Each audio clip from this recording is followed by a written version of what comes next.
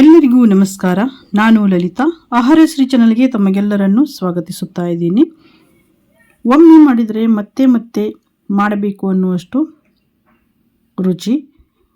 ಗಿಣ್ಣು ಹಾಲಿನಿಂದ ತುಂಬ ರುಚಿಯಾಗಿ ಸಿಹಿ ಮಾಡುವ ಸುಲಭ ವಿಧಾನವನ್ನು ಈ ವಿಡಿಯೋದಲ್ಲಿ ನಾನು ಮಾಡಿ ತೋರಿಸ್ತಾ ಇದ್ದೀನಿ.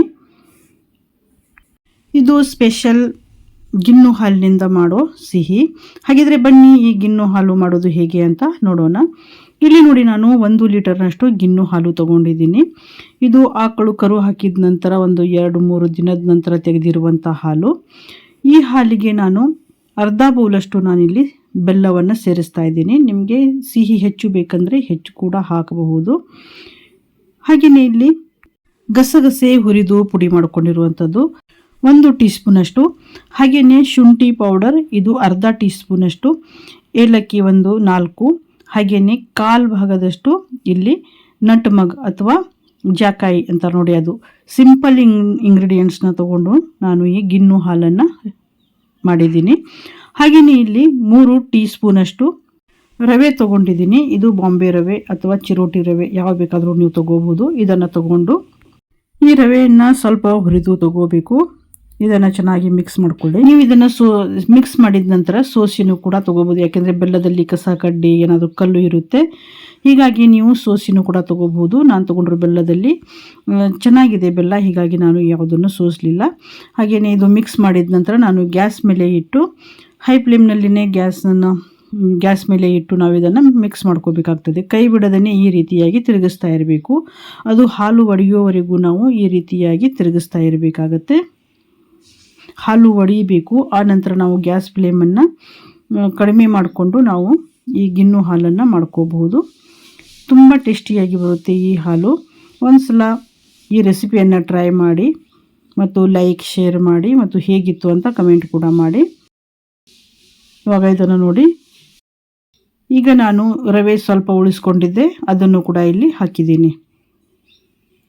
ನಿಮಗೆ ಬೇಕು ಅಂತ ಅನಿಸಿದರೆ ಇನ್ನೂ ಸ್ವಲ್ಪ ರವೆಯನ್ನು ಇದರಲ್ಲಿ ನೀವು ಸೇರಿಸ್ಕೋಬಹುದು. ಹಾಗೆಯೇ ಇನ್ನೂ ಒಂದು ಇಂಗ್ರೀಡಿಯೆಂಟ್ಸ್ನ ನಾನು ನಿಮಗೆ ಮುಂದೆ ತೋರಿಸ್ತೀನಿ. ದಯವಿಟ್ಟು ವಿಡಿಯೋನ ಸ್ಕಿಪ್ ಮಾಡದೆ ನೋಡಿ. ಇವಾಗ ಇದನ್ನು ನೋಡಿ, ಒಡಿಬೇಕು ಹಾಲು. ಅಲ್ಲಿವರೆಗೂ ನಾವು ಗ್ಯಾಸನ್ನು ಹೈ ಫ್ಲೇಮ್ನಲ್ಲಿನೇ ಇಟ್ಟು ನಾವು ಇದನ್ನು ಕಾಯಿಸ್ಕೋಬೇಕಾಗತ್ತೆ. ಇವಾಗ ಇಲ್ಲಿ ನೀವು ನೋಡ್ಬೋದು, ಹಾಲು ನೋಡಿ ನಿಧಾನಕ್ಕೆ ಒಡಿತಾ ಇದೆ. ಇವಾಗ ಈ ರೀತಿ ಆಗತ್ತೆ. ನಾವು ಸರಿಯಾಗಿ ನಾವು ಇದನ್ನು ತಿರುಗಿಸ್ಲಿಲ್ಲ ಅಂದರೆ ಅದು ಏನಾಗುತ್ತೆ ಅಂದರೆ ಒಂದು ಕಡೆ ನೀರು ಒಂದು ಕಡೆ ಹಾಲು ದಪ್ಪ ದಪ್ಪ ಗಂಟು ಆಗುತ್ತೆ. ಅದಕ್ಕೋಸ್ಕರ ನಾವು ಇದನ್ನು ತಿರುಗಿಸ್ತಾನೇ ಇರಬೇಕು. ತಿರುಗಿಸ್ತಾ ಇದ್ದರೆ ಈ ರೀತಿಯಾಗಿ ನೋಡಿ ಹಾಲು ಒಡೆಯುತ್ತೆ. ತುಂಬ ಚೆನ್ನಾಗಿ ಆಗುತ್ತೆ ಈ ಸ್ವೀಟು. ಇವಾಗ ನೋಡಿ, ಈಗ ತಿರುಗಿಸಿದಾಗ ಇದು ನೀರು ಒಂದು ಕಡೆ ಮತ್ತು ಹಾಲು ಒಂದು ಕಡೆ ಆಗಿದೆ. ಅದು ಆ ರೀತಿ ಆಗಬಾರ್ದು ಅಂದರೆ ಇಲ್ಲಿ 1 ಟೀ ಸ್ಪೂನಷ್ಟು ನಾನು ಅಕ್ಕಿ ಹಿಟ್ಟು ತೊಗೊಂಡಿದ್ದೀನಿ. ಅಕ್ಕಿ ಹಿಟ್ಟು ತೊಗೊಂಡು ಇದನ್ನು ಇದರಲ್ಲಿ ಹಾಕಿ ಮಿಕ್ಸ್ ಮಾಡ್ತಾ ಇದ್ದೀನಿ. ನೀವು ಈ ರೀತಿಯಾಗಿ ಮಿಕ್ಸ್ ಮಾಡಿಕೊಳ್ಳಿ. ನಿಮಗೆ ಮತ್ತೆ ಸ್ವಲ್ಪ ಅಕ್ಕಿ ಹಿಟ್ಟು ಬೇಕು ಅಂತ ಅನಿಸಿದರೆ ಮತ್ತು ಸ್ವಲ್ಪ ಅಕ್ಕಿ ಹಿಟ್ಟನ್ನು ಇದರಲ್ಲಿ ಸೇರಿಸ್ಕೋಬಹುದು. ಇವಾಗ ಇದನ್ನು ಚೆನ್ನಾಗಿ ನಾವು ಗ್ಯಾಸ್ ಫ್ಲೇಮನ್ನು ನೀವು ಈಗ ಕಡಿಮೆ ಮಾಡಿಕೊಂಡು ಕೂಡ ಇದನ್ನು ಕುದಿಸ್ಕೋಬಹುದು. ಇವಾಗ ಇದನ್ನು ಚೆನ್ನಾಗಿ ಕುದಿಸ್ಕೊಳ್ಳಿ. ಒಂದು 10ರಿಂದ 15 ನಿಮಿಷದಲ್ಲಿ ಈ ರೆಸಿಪಿ ರೆಡಿ ಆಗುತ್ತೆ. ತುಂಬ ಈಸಿಯಾಗಿ ಟೇಸ್ಟಿಯಾಗಿ ನಾವು ಇದನ್ನು ಮಾಡ್ಕೋಬಹುದು. ಈಗ ನಾನು ಮತ್ತೆ ಸ್ವಲ್ಪ ಇಲ್ಲಿ 1 ಟೀ ಸ್ಪೂನಷ್ಟು ಅಕ್ಕಿ ಹಿಟ್ಟು ತಗೊಂಡು ಇದಕ್ಕೆ ಹಾಕ್ತಾ ಇದ್ದೀನಿ. ಹಾಕಿ ಇದನ್ನು ಚೆನ್ನಾಗಿ ಮಿಕ್ಸ್ ಮಾಡಿಕೊಳ್ಳಿ.